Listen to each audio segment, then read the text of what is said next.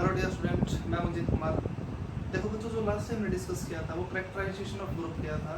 जहाँ तक हमने डिस्कस किया था 1 से लेकर 15 ऑर्डर तक के ग्रुप को डिस्कस किया था कि 1 से लेकर 15 तक का कोई भी ऑर्डर ग्रुप आपके पास हो, किस स्ट्रक्चर का आइसोमॉर्फिक बनता है, किस ग्रुप का आइसोमॉर्फिक बनता है, और वहाँ से हमने एनालाइज करना स्टार्ट कर दिया था चीज़ों को। फिर हमने जो डिस्कस किया था बच्चों, कैलन-4 ग्रुप को भी डिस्कस किया था। कैलन-4 को डिस्कस करने के बाद कुछ इंपॉर्टेंट क्वेश्चन थे, उनको डिस्कस किया था। अब हम दरअसल क्या करते हैं, कुछ क्वेश्चन हमारे बचे हुए थे अब तो आइसोमॉर्फिज्म के, उन क्वेश्चनों को डिस्कस करने के बाद जो हमारा काम है उसको हम आगे तक लेकर जाते हैं। दरअसल आज हमारा जो काम बनेगा, जो हमारे कुछ क्वेश्चन बचे हुए आपको आइसोमॉर्फिज्म के अकॉर्डिंग, उन क्वेश्चनों को सॉल्व करके फिर हमारा जो काम बनता है पी क्या ऑर्डर पर थोड़ा सा और काम करना है। फिर उसके बाद सब ग्रुप को फाइंड आउट करेंगे सेट ऑफ इंटीजर के।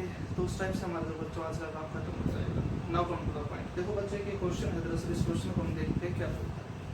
इसमें बोल दे कि जी आपके पास एक ऐसा ग्रुप है जिसका ऑर्डर कितना 21 है। फिर इसमें बोल दे कि जी के पास एक भी ऐसा एलिमेंट नहीं बनता जिसका ऑर्डर कितना 21 है। तो आपको बताना है जी किस टाइप की प्रॉपर्टी रखता है। देखो बच्चों, जो एक्चुअल में जो लूप होल है वो आपको बोलता है कि 21 ऑर्डर का कोई ग्रुप है, इस टाइप से डिजाइन किया हुआ है कि उसके अंदर एक भी ऐसा एलिमेंट नहीं है जिसका ऑर्डर कितना है 21 है। तो फिर ये बताओ ग्रुप आपके पास कैसा है, साइक्लिक बनेगा, एबिलिन बनेगा, किस टाइप से प्रॉपर्टी रखता है। देखो बच्चों, आपको अगर याद हो तो हम इस चीज को डिस्कस कर चुके थे। P into Q ऑर्डर का अगर कोई ग्रुप है तो उसके अंदर हम कुछ एक प्रॉपर्टी को एनालाइज कर चुके थे। वो दरअसल क्या थी हमारे पास, वो ये थी, अगर किसी ग्रुप का ऑर्डर हमारे पास क्या हो, P into Q हो such that P is less then Q and P और Q हमारे पास क्या हो, prime number.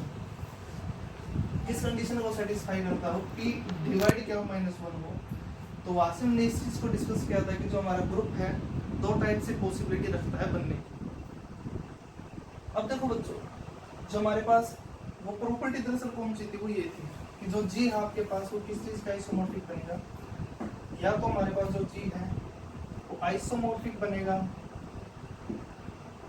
Z P Q के साथ, या जो जी है वो आइसोमॉर्फिक बनेगा एक नॉन नेगेटिव ग्रुप के साथ जो जनरेट है x और y से।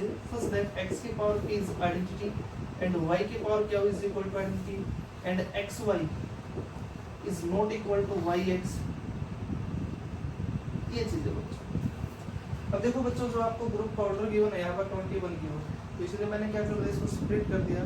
तो इसका जो ऑर्डर है वो p into q की फॉर्म में हम लिख सकते हैं। तो दैट इंप्लाइज यहाँ से क्या बन चुका, वो ये कि ऑर्डर ऑफ जी कितना हमारे पास है 21 है। इसको मैंने 3 into 7 टाइप से लिख दिया। तो अब यहाँ से जो हमारे पास जो करेक्ट कंडीशन है वो भी सेटिस्फाई है कि जो 3 है वो डिवाइड करता है 7 -1। तो दैट इंप्लाइज जो 21 ऑर्डर का ग्रुप है, अब इस चीज के अकॉर्डिंग जो 21 ऑर्डर का ग्रुप है वो दो ही टाइप से पॉसिबिलिटी रखेगा। या तो हमारे पास जो 21 ऑर्डर का ग्रुप है Z21 का आइसोमॉर्फिक बनेगा, या 21 ऑर्डर के नॉन नेबुलर ग्रुप के आइसोमॉर्फिक बनेगा। तो दैट इंप्लाइज यहाँ से जो G है it is either isomorphic to Z21 or either it is isomorphic to a group which is generated by x and y such that x raised to power 3 is equal to identity and y raised to power 7 is equal to identity such that xy is not equal to yx। अब देखो बच्चों, उसने दरअसल जो आपको group दिया है इस टाइप से बोल दिया कि उस ग्रुप के पास एक भी ऐसा एलिमेंट नहीं बनता जिसका ऑर्डर कितना 21। तो इसका मतलब जो जी है आपके पास यहाँ से इस चीज का भी आइसोमॉर्फिक नहीं बनेगा। दैट इंप्लाइज जो जी है it is not become isomorphic to Z21।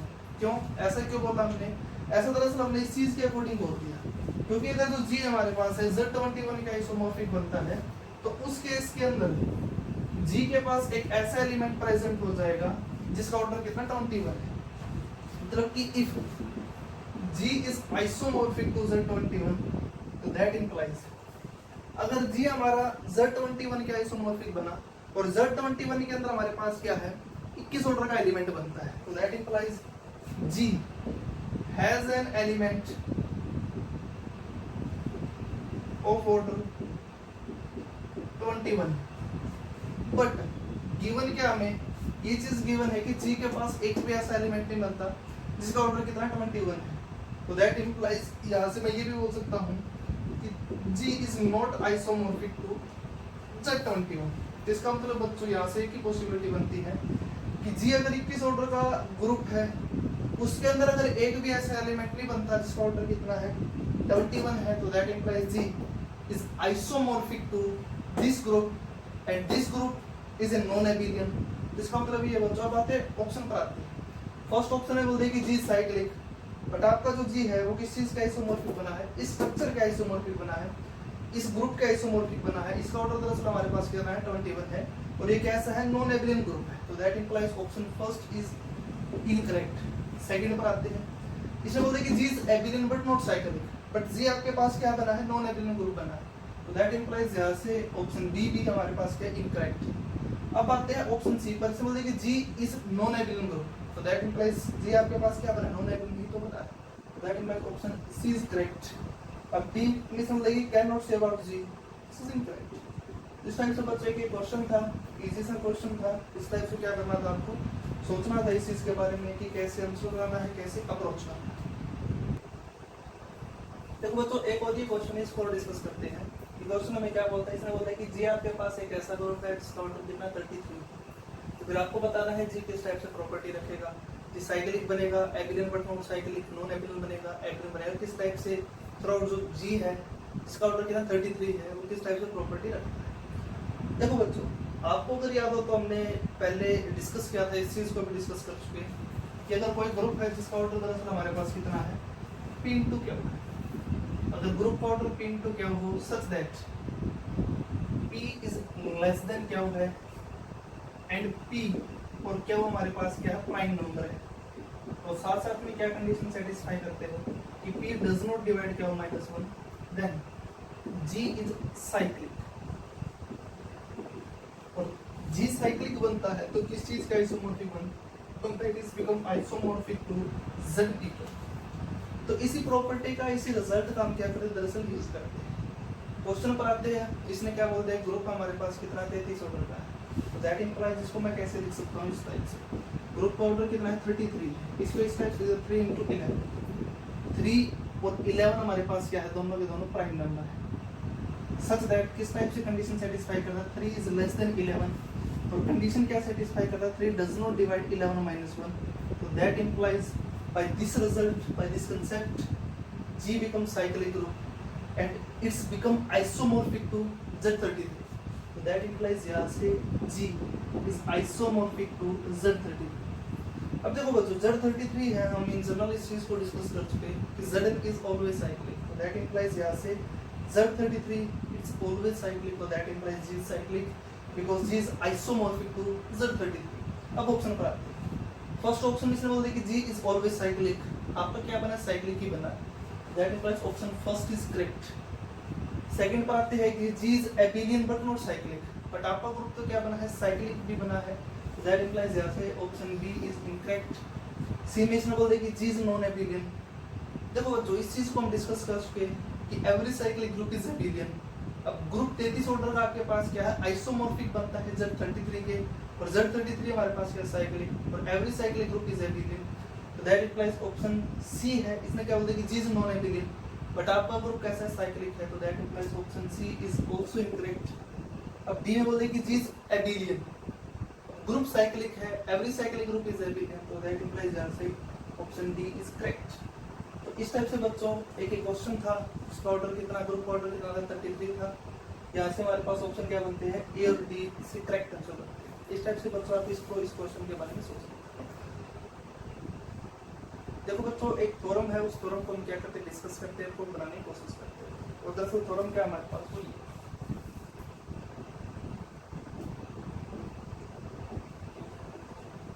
मतलब थ्योरम हमारे पास क्या वो ये है कि late G be a group,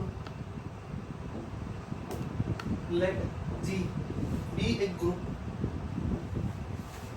such that order of G is P into Q such that P is less than Q and P and Q both are prime number, then G has a unique subgroup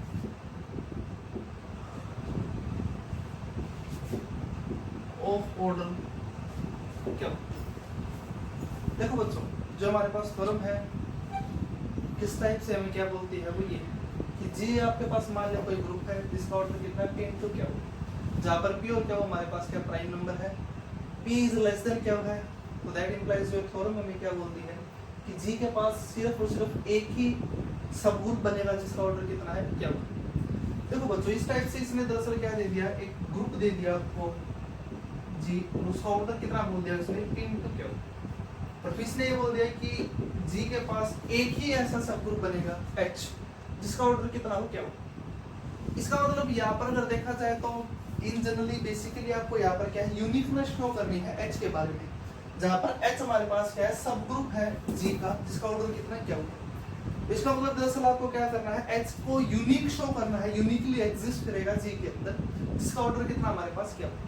देखो बच्चों in general जो loop hole है pure mathematics के अंदर वो दरअसल ये है कि किसी भी प्रॉपर्टी को आपको यूनिक शो करना है तो दो लेकर चल पड़ो, फिर बाद में दोनों को इक्वल शो कर दो, तो वहां पर आपके पास जो प्रॉपर्टी है वो क्या बन जाती है, यूनिक बन जाती है, यूनिकनेस आ जाती है उसके अंदर। तो उसी कंसेप्ट के अकॉर्डिंग, उसी वे के अकॉर्डिंग मैं क्या करूंगा, इस चीज को प्रूव करने की कोशिश करूंगा। देखो बच्चों इसने जो स्पेशली, देखो बच्चों एक्चुअल में जो थ्योरम है, जो थ्योरम है खन्ना बामरी की जो बुक है, उस बुक के अंदर स्पेशली मेंशन है, ये बुक उसके अंदर दी हुई है, उसी बुक के अंदर से मैंने उठाया था इसको, क्योंकि इन चीजों को करने से जो कंसेप्ट है एक दूसरे से लिंक होने स्टार्ट हो जाते हैं, जो आपके लिए बहुत ही ज्यादा यूजफुल है जब आप क्वेश्चन को अटेम्प्ट करते हो एग्जाम के अंदर। जब वो इसका दरअसल जो प्रूफ है उसको कैसे करते हैं उस चीज पर आते हैं। मैंने क्या कर लिया, मान लिया कि ग्रुप है मेरे पास जी, इसका ऑर्डर कितना, P इंटू क्या। देखो बच्चों आपको यहाँ पर बेसिकली ये चीज शो करना है कि जी के पास सिर्फ और सिर्फ एक ही ऐसा सब ग्रुप एग्जिस्ट करेगा जिसका ऑर्डर कितना है क्या। पहले मेरा टारगेट ये तो चेक कर लूं मैं कि जी के पास ऐसा सब ग्रुप एग्जिस्ट भी करता है या फिर नहीं करता, जिसका ऑर्डर कितना है क्या। देखो बच्चों इन फ्यूचर जब हम क्या करेंगे, सिलो थ्योरम को डिस्कस करेंगे, वहां पर आती है चीजें कि सिलो सब ग्रुप किस चीज को बोलते हैं, उस कंसेप्ट के अकॉर्डिंग एक छोटा सा तरीका आता है, वे आता है, वहां से कंक्लूजन निकालते हैं उसी कंसेप्ट के अकॉर्डिंग बाय सिलो थर्ड थ्योरम, सॉरी बाय सिलो फर्स्ट थ्योरम इनफैक्ट, कि जी के पास at least one subgroup of order P and G has at least one subgroup of order Q by Sylow first term, so that implies G has at least one subgroup। But हमें यहाँ पर किसको discuss करना है, क्या order क्यों discuss करना है, तो दैट इंप्लाइज यहाँ से सिर्फ मैं क्या को ही उठाता हूँ कि G has at least one subgroup of order Q by Sylow first third।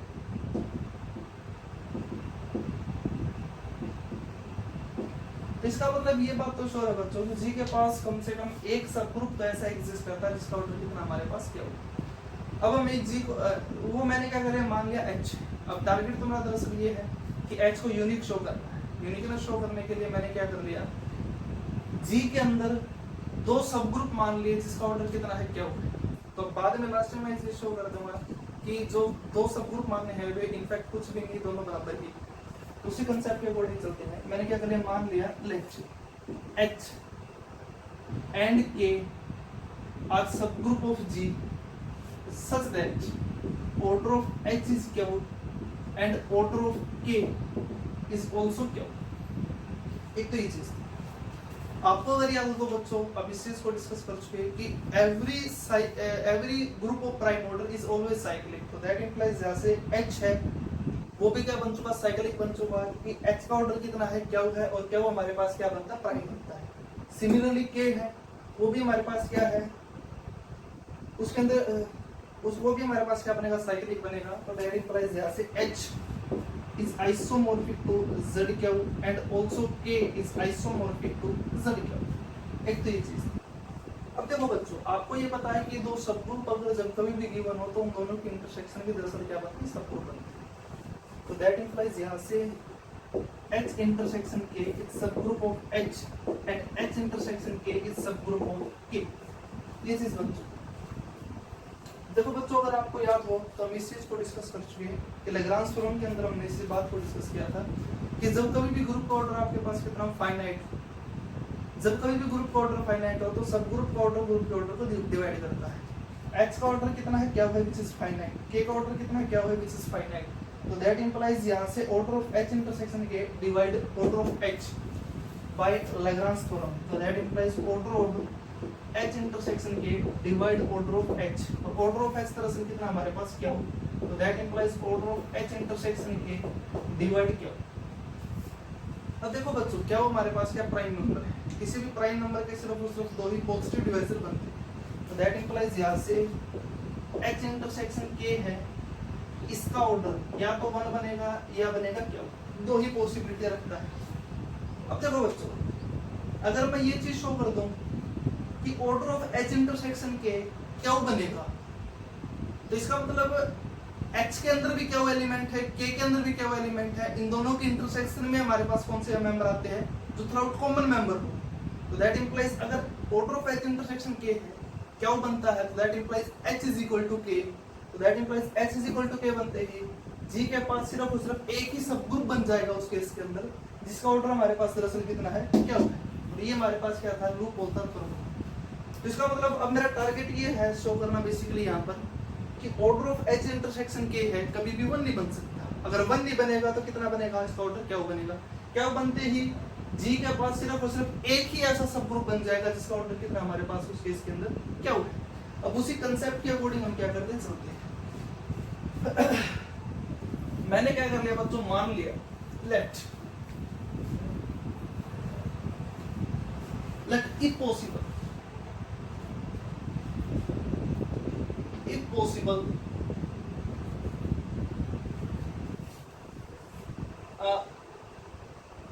Order of H intersection K is 1।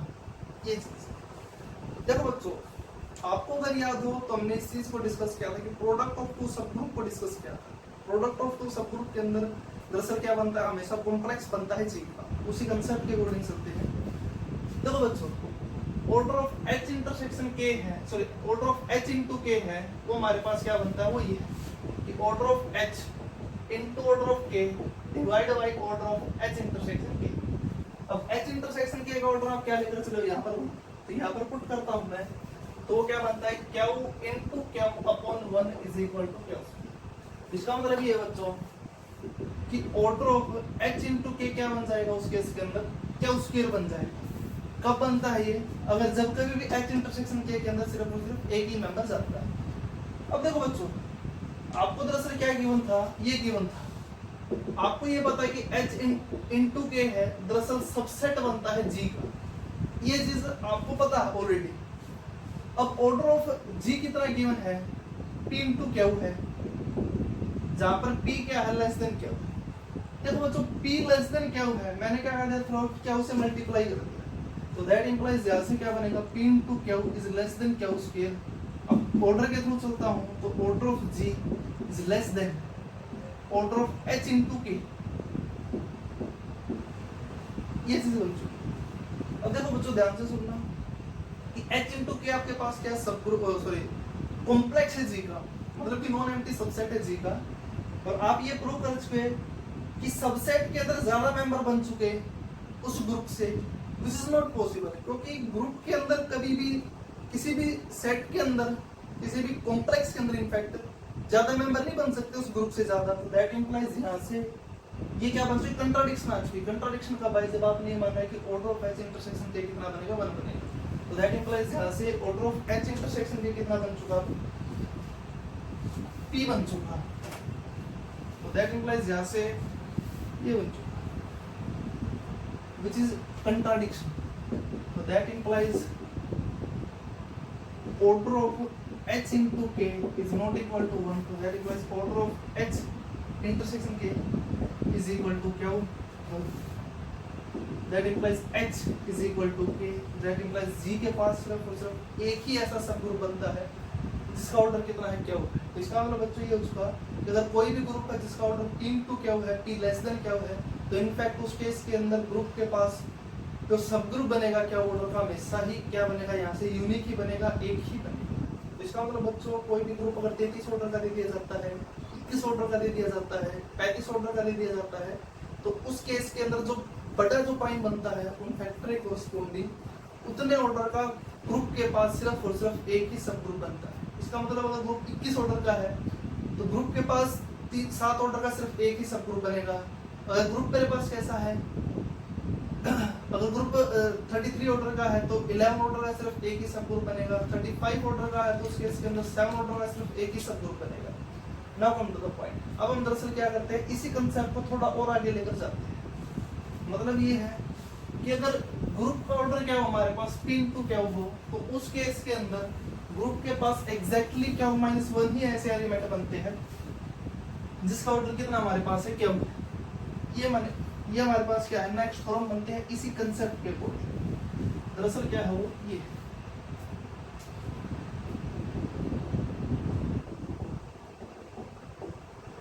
Late G be a group such that order of G is P into Q such that P is less than Q and P and Q are prime number, then G has exactly Q minus 1 elements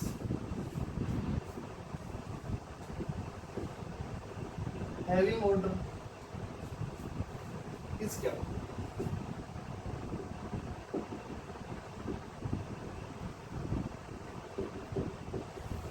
देखो जो आपको दरअसल theorem में क्या बोलती है, वो ये बोलती है कि अगर कोई भी ग्रुप हमें गिवन हो G जिसका ऑर्डर कितना है P into Q, जहाँ पर P और Q क्या है मेरे पास डिस्टिंक्ट प्राइम है और P लेस देन बनता है Q के साथ। तो अब मुझे टारगेट शो करना है कि G के पास सिर्फ और सिर्फ Q minus 1 ही ऐसे एलिमेंट बनते हैं जिसका ऑर्डर कितना है Q। देखो बच्चों अभी हमने जो थ्योरम डिस्कस की थी उस थ्योरम के अकॉर्डिंग क्या है कि अगर किसी ग्रुप का ऑर्डर P into Q है, P और Q हमारे पास क्या डिस्टिंक्ट प्राइम है और such that P is less than Q है, तो उस केस के अंदर G के पास सिर्फ और सिर्फ एक ही ऐसा सब ग्रुप बनता है जिसका ऑर्डर कितना हमारे पास है Q। तो दैट इंप्लाइज इसी कंसेप्ट का ही मैं क्या करूंगा बच्चों यूज करने की कोशिश करूंगा। मैंने क्या कर लिया, मान लिया यहाँ पर कि ग्रुप का ऑर्डर कितना है मेरे पास P into Q है such that P is less than Q and P and Q both are prime। So that implies by the above theorem G has a unique subgroup of order Q। मैंने क्या कर लिया बच्चों, मान लिया वो मेरे पास क्या H है G का सबग्रुप जिसका ऑर्डर कितना है Q। अब देखो बच्चों H हमारे पास क्या है, G का सबग्रुप है जिसका ऑर्डर कितना हमारे पास है Q। अब Q हमारे पास क्या प्राइम नंबर है, तो any group of prime order is always cyclic and it is isomorphic to ZP। अब प्राइम क्या आपके पास यहाँ पर क्या हो, तो दैट इंप्लाइज जो H है किसका isomorphic बनेगा ZQ के साथ, तो that implies H is isomorphic to ZQ। और ZQ के अंदर कौन कौन से नंबर थे, वो ये 0 1 2 3 up to forms of Q minus 1 addition mod पर ये थी। अब देखो बच्चों अगर आपको याद हो तो हमने जब ZN ग्रुप को डिस्कस किया था वहाँ पर इस बात को डिस्कस कर चुके हैं कि ZN ग्रुप के अंदर जब कभी भी आपको नंबर ऑफ एलिमेंट निकालने हैं डी ऑर्डर के, तो क्या कंडीशन सेटिस्फाई करता था कि डी एन को डिवाइड करना चाहिए और कितने बनते हैं 5D एलिमेंट बनते हैं डी ऑर्डर के उस ग्रुप के अंदर ZN के अंदर। अब देखो बच्चों Z क्या है, क्या हमारे पास क्या प्राइम, अब क्या को डिवाइड करता है, तो दैट इंप्लाइज Z क्या के अंदर नंबर ऑफ एलिमेंट कितने बन चुके जिसका ऑर्डर कितना है क्या है, वो है 5 क्या की वैल्यू कितनी क्या माइनस 1, तो दैट इंप्लाइज यहाँ से H has exactly 5Q element having order is Q। और 5Q की वैल्यू दरअसल हमारे पास क्या है Q minus 1, तो यहाँ से क्या बन चुका बच्चों, तो ये बन चुका H के अंदर Q minus 1 ही ऐसे एलिमेंट है जिसका ऑर्डर कितना है Q। अब H किसके अंदर है, पूरा का पूरा G के अंदर है, तो दैट इंप्लाइज H के अंदर Q minus 1 एग्जैक्ट एलिमेंट है जिसका ऑर्डर कितना है Q, तो दैट इंप्लाइज H पूरा का पूरा G के अंदर, तो दैट इंप्लाइज G के अंदर भी एग्जैक्टली Q minus 1 ही एलिमेंट ऐसे बन चुके जिसका ऑर्डर कितना हमारे पास Q है, क्योंकि H है वो यूनिकली एग्जिस्ट करता है इस वजह से। इसका मतलब ये है बच्चों कि अगर कोई भी ग्रुप है जिसका ऑर्डर कितना है P into Q है और P लेस देन Q है, P और Q हमारे पास क्या डिस्टिंक्ट प्राइम हो, तो जी के पास उस केस के अंदर एग्जैक्टली क्या माइनस वन ही ऐसे एलिमेंट बनते हैं जिसका ऑर्डर कितना है क्या। इस टाइप से बच्चों एक छोटी सी थ्योरम थी जो आपको डिस्कस करनी। देखो बच्चों अब हम जो डिस्कस करने वाले हैं वो जो डिस्कस करेंगे वो है इंटीजर के सेट के अंदर आप सब ग्रुप कैसे बनाते हो, कैसे फाइंड आउट करते हो कितने सब ग्रुप एग्जिस्ट करते हैं। Now we have to find out the total सब ग्रुप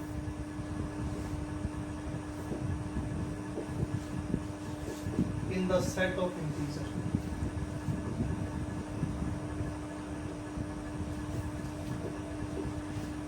ये चीज देखो बच्चों अब हमारा जो बेसिकली टारगेट ये है कि सेट ऑफ इंटीजर हमें ये पता है कि उनका एडिशन ग्रुप बनता है। अब उस इंटीजर के सेट के अंदर सब ग्रुप कैसे बनाते हो, कैसे फाइंड आउट करते हो, कितने एग्जिस्ट करते हो, उस चीज पर आते हैं। देखो बच्चों जो सेट ऑफ इंटीजर आपके पास वो ये 0 1 2 3 up to so on so forth, -1 -2 and so on। और इस टाइप से मान लेते हैं। हमें ये पता है कि सेट ऑफ इंटीजर है, अंडर एडिशन हमारे पास क्या बनता है, ग्रुप बनता है। देखो बच्चों जब हमने सब ग्रुप की डेफिनेशन वगैरह की थी तो वहाँ पर हमने इस चीज को डिस्कस किया था कि अगर कोई भी ग्रुप है जिसका अंदर नंबर ऑफ एलिमेंट है एक से ज्यादा बनते हैं तो उसके आपके पास जो इम्प्रॉपर सब ग्रुप कितने बनते हैं, एग्जैक्टली 2 बनते हैं। वो कौन कौन से थे, एक तो आइडेंटिटी था और एक एडिशन था। इसका मतलब इसका एक सब ग्रुप तो दरअसल इस टाइप का एग्जिस्ट करता ही करता है। तो एक ये मान लिया H1 है, ये H।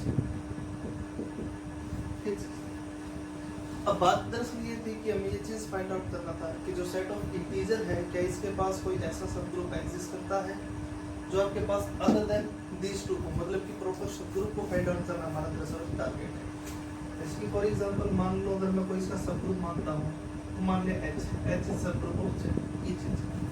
देखो बेसिकली हम बच्चों इसके अंदर क्या अप्लाई करेंगे, प्रॉपर्टी को अप्लाई करना की कोशिश करेंगे और यहाँ से हम चेक करेंगे कि इंटीजर का जो सेट है इसके जो सब ग्रुप है कैसे बनते हैं, कितने बनते हैं।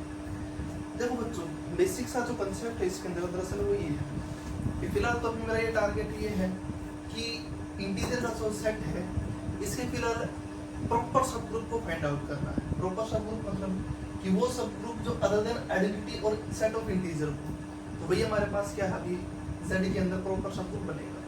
देखो बच्चों अभी फिलहाल तो बात दरअसल ये आती है, सोचने का भी मुद्दा ये है कि जो इंटीजर के सेट है इसके अंदर दरअसल क्या कोई ऐसा सब ग्रुप एग्जिस्ट करता है जिसका ऑर्डर कितना हो हमारे पास फाइनाइट हो अदर देन आइडेंटिटी। देखो बच्चों इसका जो आंसर है बेसिकली क्या बनता है, कोई भी एग्जिस्ट नहीं करता अदर देन आइडेंटिटी जो हमारे पास क्या हो फाइनाइट सब ग्रुप हो किसका, इंटीजर के सेट का। बेसिकली जो कंसेप्ट है वो दरअसल क्या है इसके अंदर वो ये है। देखो बच्चों हमें ये पता है कि जो सेट ऑफ इंटीजर है इसके अंदर सिर्फ और सिर्फ एक ही ऐसा एलिमेंट बनता है जिसका ऑर्डर फाइनाइट है। वो एलिमेंट कौन सा आपके पास, 1 है, सॉरी 0 का ऑर्डर दरअसल हमारे पास कितना है, 1 है। और जो नेक्स्ट एलिमेंट है इन सब का ऑर्डर कितना है, इनफाइनाइट। ये हम बेसिकली पहले भी डिस्कस कर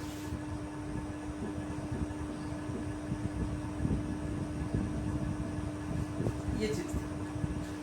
अगर इंटीजर के सेट का कोई ऐसा प्रॉपर सब ग्रुप बनता है जिसका ऑर्डर फाइनाइट है तो हमें ये पता है कि अगर कोई भी ग्रुप है अगर उसके अंदर फाइनाइट मेंबर है तो दैट इंप्लाइज हर मेंबर का जो ऑर्डर आपके पास कितना बनता है, फाइनाइट बनेगा। इसका मतलब बच्चों कि जो H है, इफ ऑर्डर ऑफ H मतलब मैंने क्या कर लिया, मान लिया कि H हमारे पास क्या सब ग्रुप है Z का, such that order of H है वो मान लिया n है और n की वैल्यू हमारे पास है ग्रेटर देन 1 है। ये मान लिया। देखो बच्चों यहाँ से तो ये चीज मैं श्योरिटी से कह सकता हूँ, मुझे इस बात का पता है कि जो H है वो हमारे पास क्या लेकर चले हम अभी इंटीजर के सेट का सब ग्रुप लेकर चले हैं। उसके अंदर कितने मेंबर है, n है और n की वैल्यू क्या हमारे पास स्ट्रिक्टली ग्रेटर देन 1। बिकॉज मेरा भी टारगेट तो दरअसल ये है कि H के अंदर प्रॉपर सब ग्रुप को फाइंड आउट करना है जिसका ऑर्डर कितना आपके पास फाइनाइट हो। अभी फिलहाल तो ये देखते हैं क्या बनता है, कैसे बनता है, किस टाइप से बनता है, उस पर आते हैं। पहले तो इसके छोटा सा सोचते हैं कंसेप्ट को भी कैसे बनेगी। देखो बच्चों H का ऑर्डर कितना है, n है, तो दैट इंप्लाइज इसके अंदर जितने भी मेंबर है सबका ऑर्डर कितना बनेगा, फाइनाइट बनेगा। तो that implies order of every member of H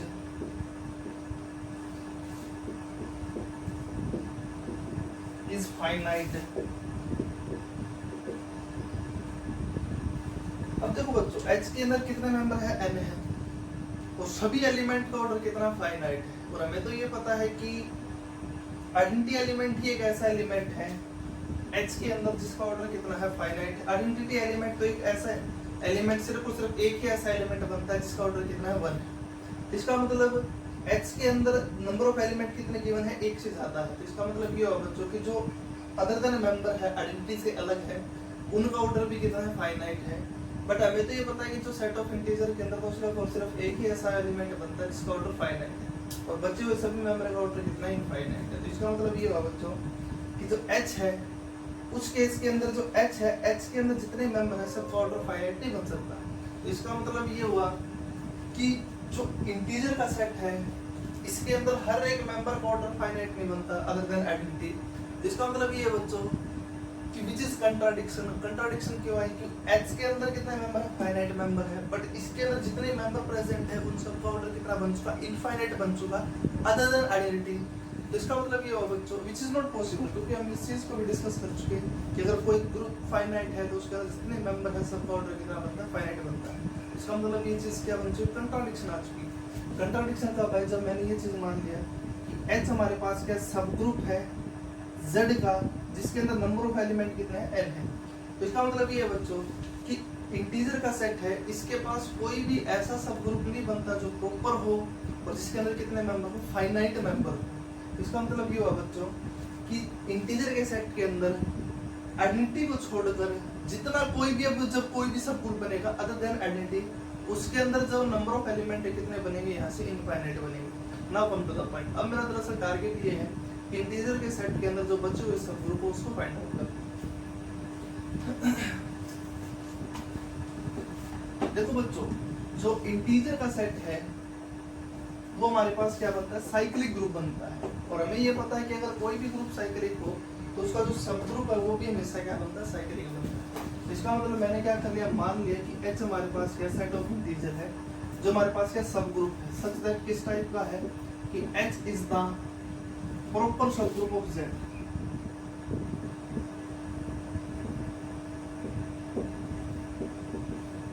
proper सब ग्रुप मान लिया Z का, प्रॉपर सब ग्रुप है Z का, तो दैट इंप्लाइज, अभी मैंने बताया है कि H का अगर कोई भी प्रॉपर सब ग्रुप है अदर देन आइडेंटिटी है, तो that implies it has infinite number of element. और किस टाइप से मानना है ये कि order of H is greater than 1, तो that implies order of H is infinite. एक तो ये चीज।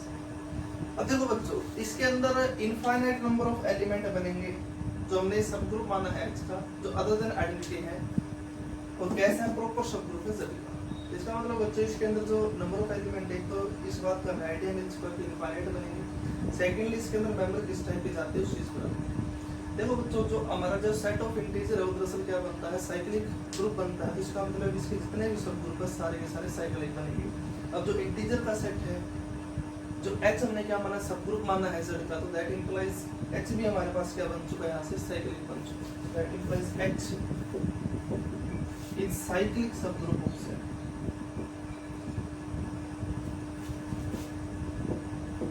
H हमारे पास क्या बन चुका है, यहाँ से साइक्लिक सब ग्रुप बन चुका है। साइक्लिक सब ग्रुप का तो इसका मतलब जो H है वो एग्जैक्टली एक मेंबर से पूरा का पूरा ग्रुप में बना सकता है।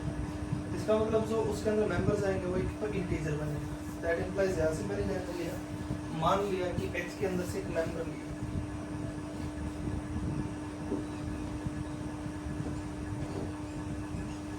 तो दैट इंप्लाइज H के अंदर से मैंने क्या कर लिया, एक मेंबर उठाया जो दरअसल हमारे पास है generator. That implies H is generated by A such that A belongs to Z।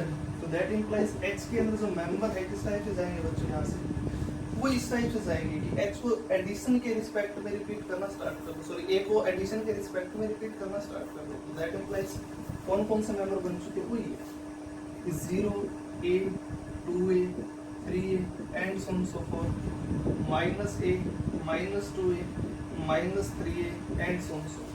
इस टाइप के हमारे पास क्या बनते हैं, जनरली मेंबर बनना स्टार्ट हो चुके हैं। अब देखो बच्चों, यहाँ से मैं दरअसल इस चीज को प्रूव भी कर सकता हूँ कि हमारे पास क्या बनेगा, सब ग्रुप बनेगा Z का। एक तो अभी जो लेकर चले थे उसके अकॉर्डिंग भी चल सकते थे, या इसको मैं भी प्रूव कर सकता हूँ कि h हमारे पास क्या है सब ग्रुप है z का। कैसे प्रूव करूँगा उस चीज पर आते हैं। देखो बच्चों मैंने क्या कर लिया, इसके अंदर से दो मेंबर उठाए। तो बच्चों फर्स्टली ये है कि h तो हमारे पास एक तो क्या नॉन एम्प्टी है और आइडेंटिटी मेंबर किसके अंदर जाता है। सेकंड कंडीशन क्या थी कि इसके अंदर मैंने से दो मेंबर उठाए, let x and y belongs to h। तो दैट इंप्लाइज x है वो किस टाइप का बनेगा, n into a टाइप का, n1 into a टाइप का। y किस टाइप का बनेगा, n2 into a टाइप का, such that n1 and n2 belongs to z। ये चीज। अब देखो बच्चों y किस टाइप का, इस फॉर्म का है। तो दैट इंप्लाइज इसको मैं ऐसे तो लिख सकता था कि minus y is equal to minus of n2 into a। Since n2 is the member of z, so that implies such that minus n2 is also the member of z। एक तो ये चीज।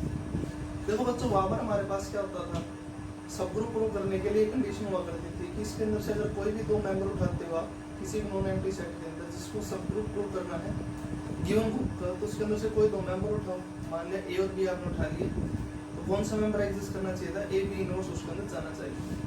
यहाँ पर x है, A B inverse के तौर पर चलूंगा तो दैट इंप्लाइज एडिशन ऑपरेशन है, तो दैट इंप्लाइज कौन सा मेंबर बनेगा, x माइनस वाई। तो that implies x minus y है वो मेंबर कितना बनता है, वो ये बनता है n1 into a plus minus n2 into a common ले लिया तो ये बन चुका n1 minus n2 into a। देखो बच्चों n1 और n2 हमारे पास कौन से मेंबर है, इंटीजर के सेट के अंदर है। तो that implies n1 minus n2 भी किसके अंदर है, सेट के अंदर।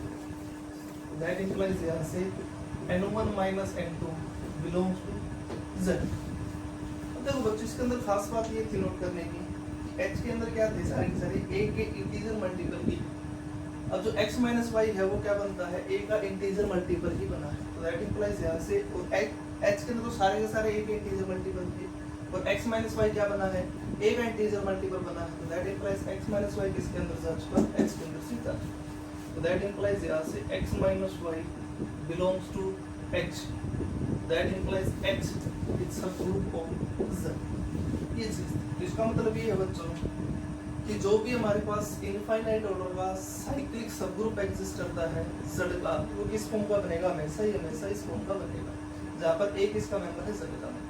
देखो बच्चों अगर मैं एक को चेंज करना स्टार्ट कर दूं, मान लो 2 पुट करना चाहूँ, यहाँ पर पुट कर सकता हूँ, जो चीज बन के आएगी वो हमारे पास क्या है, सब ग्रुप बनेगा। बिकॉज ये तो हमारे पास एक लेआउट बना है, जनरलाइज बन चुका कि ए को आप इंटीजर के सेट से अंदर से उठाओ, इसके अंदर पुट करना स्टार्ट कर दो, जो सेट बन के आता है मेरे पास वो क्या बनेगा, दरअसल सब ग्रुप बनेगा सेट ऑफ इंटीजर का। या अगर मैं ए को 1 पुट कर दूं तो हमारे पास क्या बनता है, z ही बनता है। ए को अगर 2 पुट कर दूं तो हमारे पास क्या बनेगा, 2 0 2 4 6 and so on so forth, -2 -4 and so on so forth. That implies it is nothing but 2z. Similarly a को 3 पुट करने से फिर से हमारे पास वो सेट बन के आएगा, वो हमारे पास क्या बनेगा, सब ग्रुप बनेगा। इसका मतलब ये हुआ बच्चों कि जो z है इसको मैं इस फॉर्म का भी लिख सकता था, सो जो h है इसको मैं ऐसे भी बना सकता था कि here h is nothing but is equal to a into z such that a is the member of z। इसका मतलब ये है बच्चों कि जो z है उसका जो भी सब ग्रुप हमारे पास किस फॉर्म का एग्जिस्ट करेगा, a into z टाइप का एग्जिस्ट करेगा, जहाँ पर a किसका मेंबर है, इंटीजर का है। कुछ राइटर स्पेशली जो फॉलो करते हैं वो nz टाइप का बनाते हैं, मतलब nz टाइप का एग्जिस्ट करेगा जहाँ पर n कैसा इंटीजर है। मैंने यहाँ पर a के लिए प्रूव कर दिया, सेम वहाँ पर a को n की तरह ट्रीट कर लिया, तो दैट इंप्लाइज nz भी बोल सकते हो, az भी बोल सकते हो, जहाँ पर a किसका मेंबर है, सेट ऑफ इंटीजर। इसका मतलब ये है बच्चों की जो इंटीजर का सेट है, a को मैं इंडिविजुअली लेता चलना स्टार्ट कर दूं, a की हमारे पास बेसिकली चॉइस कितनी है, यहाँ से इनफाइनाइट है, और az हमारे पास क्या बनता है, सब ग्रुप बनता है। तो दैट इंप्लाइज यहाँ से बन चुका है जो इंटीजर का सेट है उसके इनफाइनाइट नंबर ऑफ सब ग्रुप बनेंगे। तो that implies the set of integer has infinite number of सब group.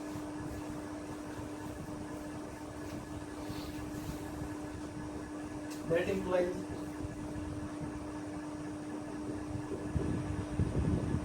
the set of integer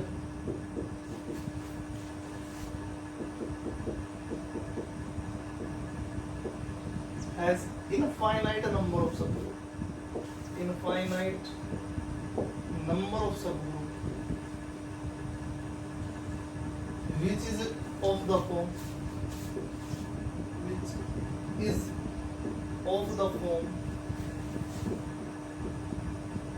A into Z such that, और या फिर n into Z टाइप का ही ले लिया, चलो n into Z such that n belongs to the set of integer।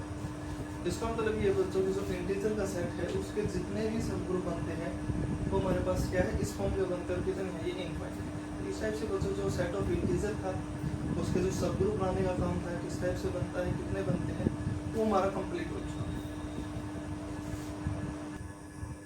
देखो बच्चों ये क्वेश्चन है, इस क्वेश्चन को दरअसल डिस्कस करते हैं। क्वेश्चन हमें क्या बोलता है, इसने बोल दिया कि जी आपके पास एक ये ऐसा ग्रुप है, ऐसे हमारे पास क्या सब ग्रुप है, जी का सॉल्व कितना है 9। तो फिर हमें बताना है कि H किस चीज का आइसोमॉर्फिक बनेगा, Z3 क्रॉस Z3 के बनेगा, Z9 के बनेगा, both Z9 and Z3 cross Z3 के, फिर नन किसी के भी नहीं बनेगा। देखो बच्चों जी आपको कैसे गिवन है यहाँ पर इस टाइप से कि Z3 क्रॉस Z50 और H हमारे पास क्या सब ग्रुप है जी का, such that order of H कितना गिवन है 9 है, 9 को कैसे लिख सकता हूँ मैं 3 का स्क्वायर। तो इसका मतलब अभी तक तो यहाँ से मैं यही कंक्लूजन बना सकता हूँ कि जो H है या तो आइसोमॉर्फिक बनेगा Z3 क्रॉस Z3 के या फिर बनेगा Z9 के, ये चीज। क्योंकि पी स्क्वायर टाइप का जो H है, जो सब ग्रुप है H, उसका ऑर्डर कितना हमारे पास पी स्क्वायर टाइप का, मतलब 3 का स्क्वायर है। तो दैट इंप्लाइज यहाँ से नो ऑर्डर का कोई भी ग्रुप है या तो Z3 क्रॉस Z3 का आइसोमॉर्फिक बनता है Z9 के। जिसका मतलब ये बच्चों की जी हमारे पास कोई भी ग्रुप है जो हमारे पास क्या गिवन है, Z3 क्रॉस Z15 गिवन है, और इसमें बोल दे कि H सब ग्रुप है जी का जिसका ऑर्डर कितना 9 है। तो दैट इंप्लाइज या तो वो इसका आइसोमॉर्फिक है या इसके। अभी मैं कंफर्मेशन से तो नहीं बोल सकता है कि किसके या इसके बनेगा या फिर इसके बनेगा। अभी देखते हैं, एनालाइज करेंगे इस चीज को कि पता लगेगा किस चीज का आइसोमॉर्फिक है। पहले उससे पहले मैं आपको कुछ एक चीजें बता दूं। देखो बच्चों जो जी है इसका दरअसल ऑर्डर हमारे पास कितना है 3 into 15 है। तो दैट इंप्लाइज यहाँ से order of G is equal to 45। अब ये ग्रुप हमारे पास कैसा है, एबिलियन है। आपको अगर याद हो तो मैंने आपको एक बात बताई थी कि जब कहीं भी आपको कोई भी फाइनाइट एबिलियन गिवन, और सॉरी आपको अगर याद हो तो एक बात बताई थी लैग्रांज थ्योरम के अंदर। लैग्रांज थ्योरम के अंदर दरअसल क्या थी, वो ये था कि कन्वर्स ऑफ लैग्रांज थ्योरम है ऑर्डर कब होता है, अगर आपके पास ग्रुप कैसा फाइनाइट एबिलियन, और ये ग्रुप कैसा है फाइनाइट एबिलियन है। तो इसका मतलब ये है बच्चों कि जो सब ग्रुप है H का, उसका ऑर्डर उस ग्रुप के ऑर्डर को तो डिवाइड करता है by using the Lagrange theorem, and for every divisor of 45 there exists at least one subgroup of G by the converse of Lagrange theorem is hold when the group is finite abelian, and this group is finite abelian. तो that implies बच्चों कि जो 9 है वो हमारे पास क्या करता है 15 को डिवाइड करता है, so 45 को डिवाइड करता है। तो that implies 9 divide 45। तो that implies ये बात तो श्योर है कि G के पास at least one subgroup एक ऐसा एग्जिस्ट करेगा जिसका ऑर्डर 9 है। That implies G has at least one subgroup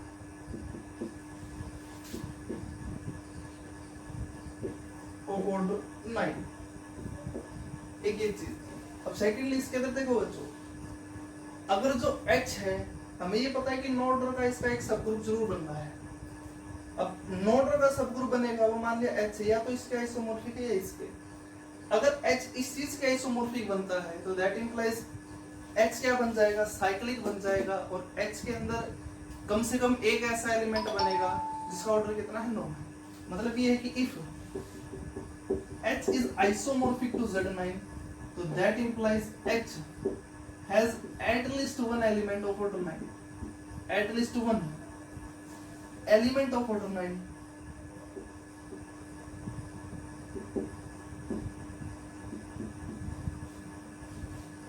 but अब जो हमारे पास एक ग्रुप गिवन है बच्चों, इसके अंदर जो मैक्सिमम ऑर्डर का एलिमेंट है वो दरअसल हमारे पास किस टाइप का है, वो ये है। इसके अंदर एक ऑर्डर का, 3 का, 1 का, 3 का, 5 का और 15 का। तो इसका मतलब ये बच्चों कि जो G है इसके अंदर नो ऑर्डर का एक भी एलिमेंट एग्जिस्ट नहीं करता।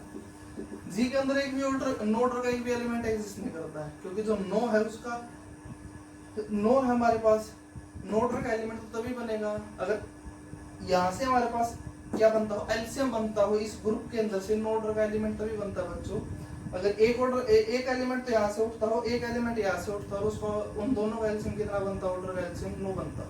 अब नो एलसीएम तो तभी बनता है अगर उनमें से एक के अंदर 9 फैक्टर प्रेजेंट हो, बट नहीं तो नो ऑर्डर का एलिमेंट इसके अंदर है नहीं इसके अंदर, तो दैट इंप्लाइज इस पूरे के पूरे ग्रुप के अंदर नो ऑर्डर का एलिमेंट ही नहीं बनता। तो दैट इंप्लाइज ये बात हो चुकी यहाँ से कि H के अंदर भी नो ऑर्डर का एलिमेंट नहीं बनेगा, तो दैट इंप्लाइज H है वो आइसोमॉर्फिक नहीं बनेगा Z9 के। तो इसका मतलब ये बच्चों कि H है, हमें तो इस बात की तो श्योरिटी मिल चुकी H के हमारे पास सब ग्रुप है G का, और वो आइसोमॉर्फिक नहीं बनता है किस चीज के Z9 के, तो दैट इंप्लाइज जो H है बच्चों it's become isomorphic to Z3 cross Z3। अब आते हैं ऑप्शन, फर्स्ट ऑप्शन ये बोलता है कि H आइसोमॉर्फिक बनेगा इसके, और आपका क्या बना ये बना है, that implies option first is correct. Second option में ये बोलता है कि H is isomorphic to Z9, this is incorrect because H किसके आइसोमॉर्फिक बना है Z3 क्रॉस Z3 के। Third option is incorrect, fourth is incorrect. तो थर्ड ऑप्शन में बोलता है कि Z9 के और इनके दोनों पॉसिबिलिटी है H के बनने की, बट आपको तो ये पता ही नहीं बनता है, ये नहीं बनता, तो दैट इंप्लाइज और ऑप्शन डी है नन है because option first is correct, तो that implies B C and D is incorrect. ये था बच्चों हमारे पास ये क्वेश्चन था, इसका आंसर हमने इस टाइप से बनाना था। Now come to the point, अब हम दरअसल क्या करते हैं, एक और क्वेश्चन को डिस्कस करने की कोशिश करते हैं। देखो बच्चों ये क्वेश्चन है, दरअसल इस क्वेश्चन को डिस्कस करते हैं। क्वेश्चन हमारे पास क्या है, late G is equal to Z6 cross Z15, then total number of subgroup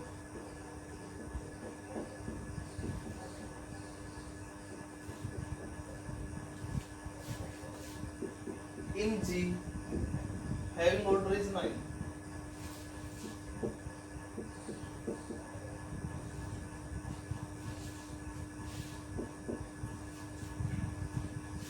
देखो बच्चों बेसिकली इसने क्वेश्चन क्या हमारे पास वो ये है कि एक ग्रुप है जिसका जो हमारे पास दरअसल क्या है Z6 क्रॉस Z15 है। इसके अंदर हमें ये बताना है कि इस ग्रुप के पास नो ऑर्डर के कितने सब ग्रुप एग्जिस्ट करते हैं।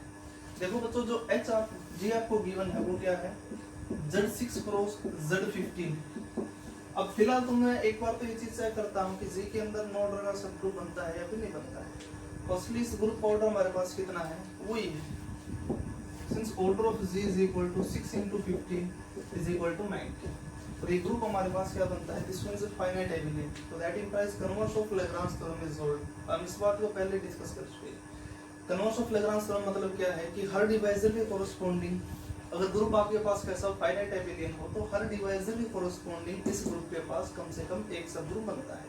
अब 9 है हमारे पास, क्या करता है डिवाइड करता है 90 को, since 9 divided 90, so that implies G has at least one subgroup, at least one subgroup of order 9 in G।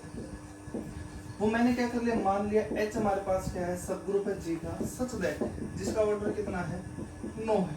अब 9 ऑर्डर का कोई भी ग्रुप बनता है दरअसल वो दो ही पॉसिबिलिटी रखता है, या तो Z3 क्रॉस Z3 टाइप का बनता है या फिर वो Z9 टाइप का बनता है। अब देखो बच्चों, अब बात दरअसल ये थी किसी ने टोटल नंबर ऑफ सब ग्रुप पूछा आपसे कि 9 ऑर्डर के कितने बनते हैं इस ग्रुप के पास। अगर जो H है वो इसके आइसोमॉर्फिक बनता है, if H become isomorphic to Z3 cross Z3, तो दैट इंप्लाइज Z3 के अंदर एक ऑर्डर का एलिमेंट है 3 का है, एक का 3 का, एक ऑर्डर का एक, 3 ऑर्डर के 2, इसके अंदर एक ऑर्डर का एक, 3 ऑर्डर के 2, तो दैट इंप्लाइज यहाँ से जो 3 ऑर्डर के एलिमेंट कितने बनते हैं 2 और 2 4 और 4 8, तो that implies H has 9 element, so 8 element of order 3। ये चीज बन चुका है। तो इसका मतलब ये बच्चों की जो कभी भी आपको ये ग्रुप गिवन हो, अगर जो H है इस चीज के आइसोमॉर्फिक बनता है तो H के अंदर 8 ऐसे एलिमेंट बनेंगे जिसका ऑर्डर कितना बनता है 3 बनता है। अब बात दरअसल ये आती है, आपने तो ये बोल दिया कि H के अंदर 8 ऐसे एलिमेंट है जिसका ऑर्डर 3 है। अब दरअसल मैं एक बार ये तो चेक कर लूं कि ग्रुप के पास एलिमेंट एग्जिस्ट भी करते हैं फिर नहीं करते 3 ऑर्डर के। अब देखो बच्चों जी आपके पास क्या गिवन था Z6 क्रॉस Z15 गिवन था, इसके अंदर एक ऑर्डर का एलिमेंट है 2 का 3 का और 6 का है। इसके अंदर 1 का, 3 का, 5 का और 15 ऑर्डर का है। अब देखते हैं 3 एलसीएम कहाँ से बनता है। 3 एलसीएम दरअसल कहाँ से बनता है उस चीज पर आते हैं।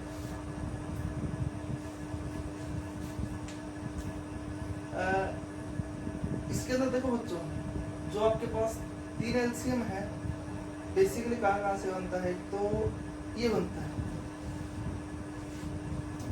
इसके अंदर एक ऑर्डर का एक एलिमेंट है, 3 ऑर्डर के बेसिकली हमारे पास कितने एलिमेंट है, 2 एलिमेंट है।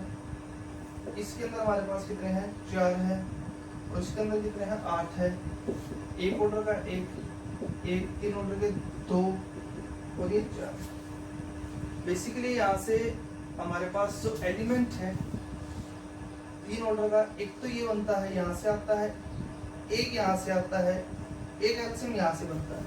तो दैट इंप्लाइज जो जी है इसके अंदर 3 ऑर्डर के टोटल एलिमेंट कितने बनते हैं, 8 बनते हैं। अब मेरा तो दरअसल टारगेट ये था कि H है उसके अंदर 3 ऑर्डर के एलिमेंट पर कमेंट करना था। 3 ऑर्डर के H के अंदर तो 3 ऑर्डर के एलिमेंट 8 बनते हैं और G के अंदर भी 3 ऑर्डर के 8 एलिमेंट है। तो इसका मतलब ये है बच्चों कि अगर मैं 3 ऑर्डर के सारे एलिमेंट को इकट्ठा कर लेता हूँ, उठा लेता हूँ, तो उसके इसके अंदर एक सब ग्रुप तो जरूर बनता है जिसका ऑर्डर कितना है, जो हमारे पास आइसोमॉर्फिक किसके बनता है, इस चीज के बनता है। क्योंकि जो ये ग्रुप बनता है Z6 क्रॉस Z15 जो ग्रुप बनता है आपके पास, इसके अंदर से मैं क्या कर लूंगा, सारे के सारे 3 ऑर्डर के एलिमेंट उठा लूंगा और एक उठाऊंगा आइडेंटिटी एलिमेंट। अब 3 ऑर्डर का एलिमेंट है दरअसल, उसे कोरस्पोंडिंग जो प्रोडक्ट के थ्रू जो एलिमेंट बनेगा वो हमारे पास कौन सा बनेगा, उसका जो ऑर्डर है एलसीएम को डिवाइड करेगा। 3 का एलसीएम दरअसल हमारे पास कितना बनता है, 3 ही बनता है। तो दैट इंप्लाइज यहाँ से हमारे पास जो जी है, अगर इसके अंदर से मैं सारे के सारे 3 ऑर्डर के एलिमेंट उठा लूँ, एक ऑर्डर का एक एलिमेंट उठा लो, तो दैट इंप्लाइज यहाँ से एक श्योरिटी मिल जाती है मुझे कि इसके अंदर एटलीस्ट 1 सब ग्रुप ऐसा बनता है जिसका ऑर्डर हमारे पास कितना है, यहाँ से 9 बनता है। और किस चीज के आइसोमॉर्फिक है, Z3 क्रॉस Z3 के आइसोमॉर्फिक है। इसका मतलब यहाँ से तो बन चुका कि G हैज 1 सब group of order 9 which is isomorphic to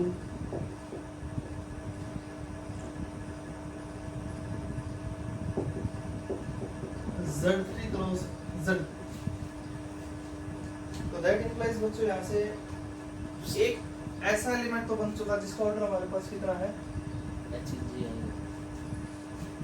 sorry G। तो दैट इंप्लाइज यहाँ से हमें इस बात की तो श्योरिटी मिल चुकी कि एक सब ग्रुप ऐसा बनता है जी के अंदर जिसका ऑर्डर कितना है, 9 है, और किस चीज का आइसोमॉर्फिक है, वो Z3 क्रॉस Z3 के। तो दैट इंप्लाइज यहाँ से अब बात दरअसल ये आती है बच्चों कि क्या X के अंदर, सॉरी G के अंदर कोई ऐसा सब ग्रुप बनता है जो आइसोमॉर्फिक बनता हो Z3 क्रॉस Z3 के, जो अदर देन H हो, which is not possible। क्यों, अगर ऐसा पॉसिबल हुआ तो उस केस के अंदर बच्चों G के अंदर जो नंबर ऑफ एलिमेंट है 3 ऑर्डर के 8 से ज्यादा बन जाएंगे, which is not possible। क्योंकि आपने फाइंड आउट किया है कि G के अंदर तो 3 ऑर्डर के कितने एलिमेंट बनते हैं, यहाँ से एग्जैक्टली 8 ही बनते हैं। अगर एक और सब ग्रुप बनता है G के अंदर जो isomorphic to Z3 cross Z3 हो, तो दैट इंप्लाइज उस केस के अंदर G के अंदर has number of element of order 3 which is become greater than 8। तो that implies यहाँ से exactly 1 ही सब ग्रुप बनेगा यहाँ से जो आइसोमॉर्फिक हो Z3 क्रॉस Z3 के। अब बात ये आती है कि Z9 के आइसोमॉर्फिक बने वो उतने कितने सब ग्रुप बनते हैं। अब देखो बच्चों, अगर जो इसका सब ग्रुप Z9 का आइसोमॉर्फिक बनता है और Z9 हमारे पास क्या साइक्लिक है, और हमारे पास ये फार्मूला था कि किसी भी ग्रुप के अंदर डी ऑर्डर के साइक्लिक सब ग्रुप फाइंड आउट करने, तो आप कैसे करते थे उस चीज पर आपको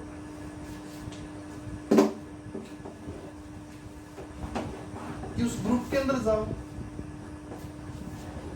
जितने ऑर्डर का आपको एलिमेंट बनाना है उसके कोरस्पोंडिंग चलना स्टार्ट कर दो। यहाँ पर जो ग्रुप आपके पास कैसा गिवन था वो ये था, G is equal to Z6 cross Z15। अब देखो बच्चों, इसके अंदर एक ऑर्डर का एलिमेंट है, 2 का है, 3 का है, 6 का है। इसके अंदर 1 का है, 2 का है, सॉरी 3 का है, 5 का है और 15 का है। अब देखो बच्चों, H है, अब टारगेट मेरा ये है कि G के अंदर ऐसे सब ग्रुप फाइंड आउट करने हैं जिसका ऑर्डर 9 है और आइसोमॉर्फिक किसके बनते हो Z9 की। अब Z9 के आइसोमॉर्फिक बनते हैं तो G के अंदर जाओ, number of element find out करना स्टार्ट कर दो, नो ऑर्डर के डिवाइड बाय 5D, क्योंकि हमारे पास बेसिकली फार्मूला था वो। अब इसके अंदर G के अंदर नंबर ऑफ एलिमेंट है, नो ऑर्डर का एक भी नहीं बनता, नो ऑर्डर का एलिमेंट तभी बनेगा, एलसीएम तभी बनेगा नो, अगर उन दोनों एलसीएम के बीच, उन दोनों फैक्टर के बीच में, दोनों फैक्टरों के लिए 9 बनता हो। अब 9 तो कहीं से भी नहीं बनता, ना ही तो इसके अंदर नो ऑर्डर का एलिमेंट है, ना ही इसके अंदर नो ऑर्डर का एलिमेंट है, तो दैट इंप्लाइज G है, H है, G के पास एक भी ऐसा सब ग्रुप नहीं बनता जो कि इसके आइसोमॉर्फिक हो, Z9 की हो। दैट इंप्लाइज यहां से बन चुका बच्चों कि G के पास, that implies G has exactly one subgroup of order 9 such that जिसके लिए जो G है it's become isomorphic to Z3 cross Z4। इस टाइप से था बच्चों, एक ही क्वेश्चन था छोटा सा, इस टाइप से आपको सोचना था, इस टाइप से काम करना था। Thank you.